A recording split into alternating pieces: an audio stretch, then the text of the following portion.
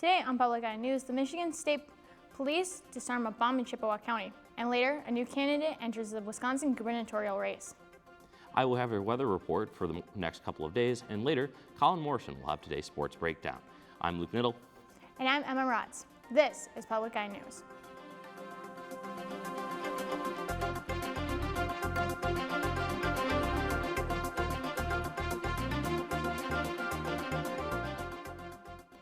Michigan State Police troopers in Sault Ste. Marie, alongside the Michigan State Police Bomb Squad, disarmed a pipe bomb in Chippewa County. The explosive, which was found in Kinross Township at the public firearms range, was reported to the troopers at 10:36 a.m. A bomb squad was requested at the location. The bomb was successfully disarmed via robot after being live. The firearms range reopened after the investigation, and bomb squad had left the premise. Anyone with information about the device is asked to contact the Michigan State Police, Sault Ste. Marie Post. The Michigan Department of Corrections has partnered with specialists from the University of Winnipeg, the University of North Dakota, and Memorial University of Newfoundland to help understand how wellness plans help with employees.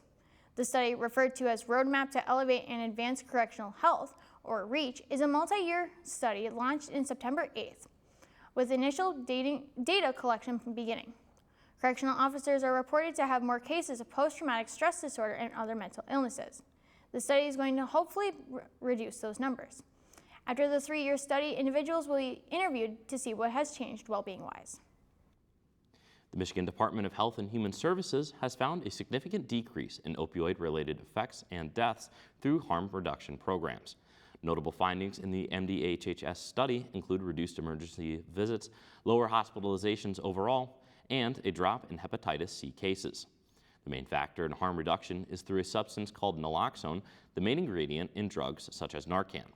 Naloxone has been shown to rapidly reverse the effects of opioids and curb deaths greatly, and it is safe to receive even if there are no opioids in your system. According to data from the study, the state of Michigan ranked in the top 5 for states in the entire U.S. for largest reductions in opioid deaths, with a 36% decrease from approximately 3,000 in 2023 to just under 1,900 in 2024. And Republican U.S. Representative Tom Tiffany has entered his hat into Wisconsin's governor race. The current governor's chair, which is held by Tony Evers, announced he will not seek a third term for the position and will open up the race for the first time in 16 years. As of now, neither party has endorsed anyone. Tiffany joins 2 other Republicans for the nomination, Bill Berrien and Josh Schoemann. The Wabasha, Minnesota native has made bold claims since announcing his bid for candidacy on the Dan O'Donnell Show, where Tiffany said, quote, "I give us, the Republican Party, the best chance to win in 2026, end quote. Tiffany faces a one-way street with his bid, as every gubernatorial candidate that was in the same party as the sitting president in the past 36 years has lost, excluding Evers. And there's new information about the suspect in a deadly shooting at an Immigration and Customs Enforcement office in Dallas. Officials say he targeted the facility yesterday using ammunition that had anti-ICE messages written on it. The suspect was later found dead, and officials are still trying to learn why he did it. Omar Villafranca is at the scene.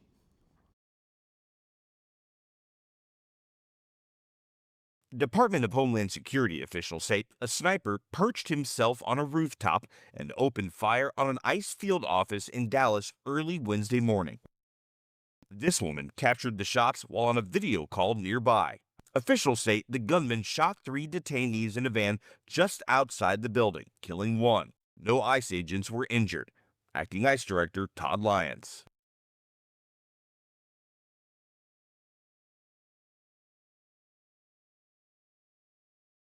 Lyons identified the shooter, who was found dead from a self-inflicted gunshot wound, as 29-year-old Joshua John.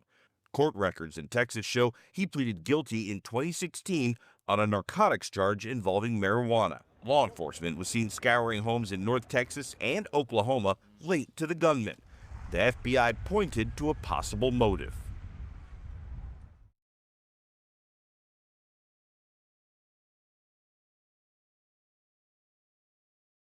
As the Trump administration has doubled down on immigration enforcement, DHS says attacks against ICE agents have increased by around 1,000% since the president took office, including a bomb threat just last month at this same facility.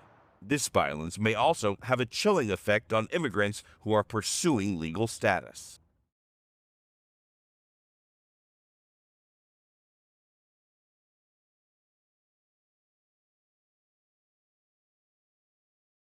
Lyon says his concern is for everyone's safety.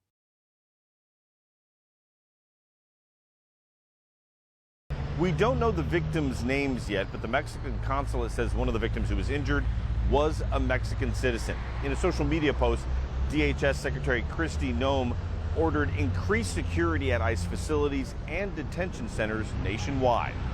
Omar Villafranca, CBS News, Dallas. Now don't touch that dial. We will be right back with your weather and statewide news after this break.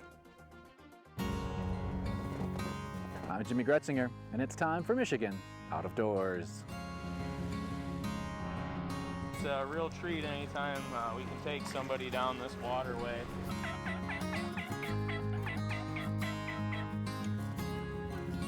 Lots of stuff happening around the great state of Michigan. Get out and enjoy it. And if we don't see it in the woods or on the water, hopefully we'll see it right back here next week on your PBS station. Tonight at 9, only on WNMU TV. Welcome back to Public Eye Weather. I'm your anchorman, Luke Niddle, in addition to being your host, and I'll be taking you through our weather forecast. Taking a look now at the campus cam behind me, as you can see, just a gorgeous day here in Marquette, not a cloud in the sky. Taking a look now towards conditions for the rest of the UP, it's quite sunny all around, especially in that western portion of the map. Starting off in Houghton, it's going to be 74. Same conditions over in Ironwood. Down in Iron Mountain, 69. Taking south in Menominee, it's going to be 70 degrees.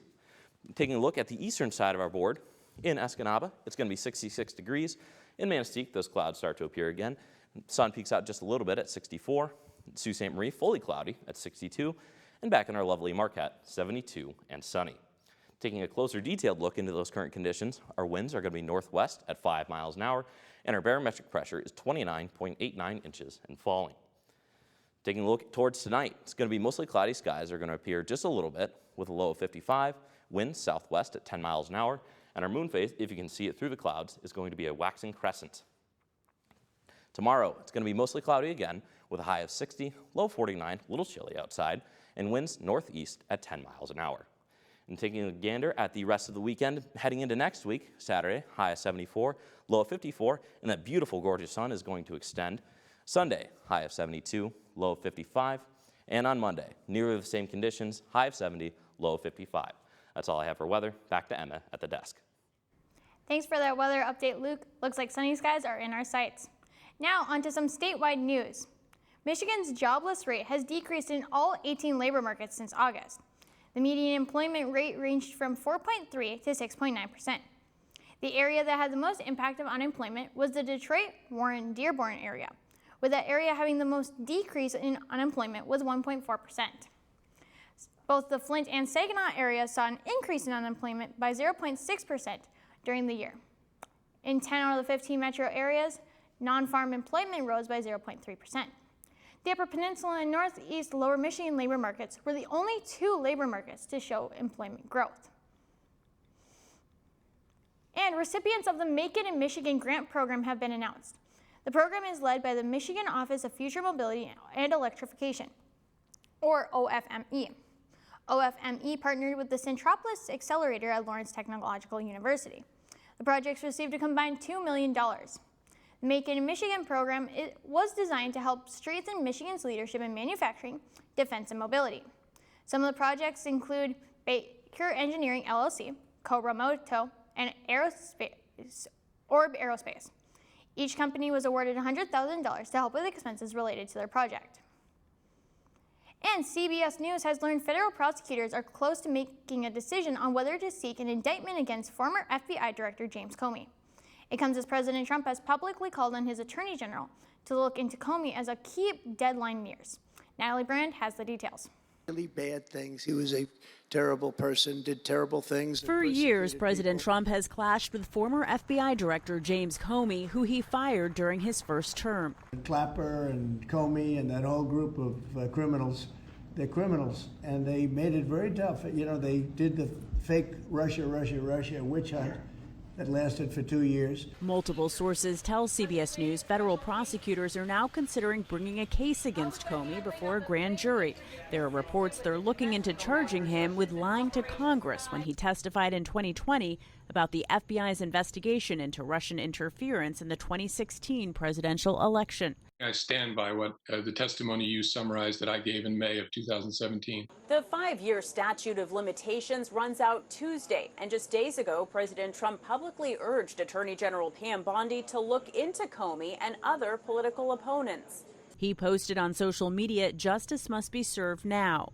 Over the weekend, the president also ousted the U.S. Attorney of the Eastern District of Virginia, the office handling the case. A former personal attorney to Trump, Lindsay Halligan, is now serving as the interim head there. You don't want a universe in which that pressure distorts the prosecutorial judgment and makes prosecutors make charging decisions based not on the evidence, but on what they think will please the president. A grand jury would have to approve an indictment. Natalie Brand, CBS News, the White House. Stick around. After this short break, Colin will be back with a sports breakdown you won't want to miss. Spatchcock Funk in the house, our house, and your house too. You know where the party's at? Wherever you're at. We're going to teach you how to throw the best parties, the best dinners, the best get-togethers. All you need are the people that you love, and we'll take care of the rest. So load up that playlist in your cooler. Turn up the speakers and fire up the fryer because you're going all in. Spatchcock Funk. Dope food, strong drinks, great stories. Thursday afternoon at 4:30. Welcome back. I'm Colin Morrison, here to deliver your Public Eye Sports Report. Starting off on the diamond, the Detroit Tigers lost their 15.5 game AL Central lead in last night's game against the Cleveland Guardians. In July, the Tigers had a seemingly mile-wide lead over the second-place Guardians in the division. And last night, the Tigers lost that lead in the biggest regular season collapse ever. The Tigers now also limp to a 1-9 record in their last 10. The Cleveland Guardians beat the Tigers 5-1 and now bring their record to 86-72 and secure a one-game lead over the 85-73 Tigers. The Tigers must now try and secure the final wildcard spot by keeping ahead of the 84-74 Astros. And the Tigers, to their luck, have the tiebreaker due to their 4-2 season series win against them earlier this season. Taking a peek now at NMU sports, the women's golf team participated in the Warrior Invitational on Monday and placed 12th out of 13 teams, just eking out a spot above last. Maddie Martins led the team, finishing tied for 34th place in a field of 78 players. Ava Relich scored second on the team, and Abby Pietila followed her only one stroke behind for third place. Peyton Donnelly finished fourth on the team, followed by Abby Luke, Olivia Brill, and Gabriella Moreau. This weekend, the team will travel to Big Rapids for the Bulldog Fall Classic at Katke Golf Course, looking to improve their standings in the early season. You can check out their live scores on the NMU Wildcats website and cheer for our team this Saturday and Sunday. In volleyball news, the Wildcats have their first home game this weekend after their 2 away games to start the season ended in losses. Tomorrow, NMU will face the undefeated Parkside Rangers, who have yet to let up a single match. And on Saturday, the Cats will take on the Roosevelt Lakers, who share an 0-2 record with us. For the roster, senior middle blocker Mackenzie Gruner leads the offense with all GLIAC second-teamer setter Addie Barlow. And on the defensive end, libero Lauren Caldwell leads the team with 100 digs, while Amelia Golock and Madison York lead the team with 21 and 17 blocks respectively. It is up to us Wildcats to regenerate the home advantage we showed last season and replicate our 8-2 home record, so come watch and cheer in person at Vandement Arena. That's all I have for sports. Now back to the news desk. Thank you for that sports update, Colin. You know, Emma, I personally am not a Tigers fan, so I haven't had to agonize over this collapse, but man, what a season it's been, and it's all coming down to these last couple of games. As a Tigers fan myself, it does hurt. However, I'm hoping that there are some skies ahead. And with that, we are done with our time here at Public Eye News. I'm Emma Maratz. I'm Luke Middle. And we'll see you next time.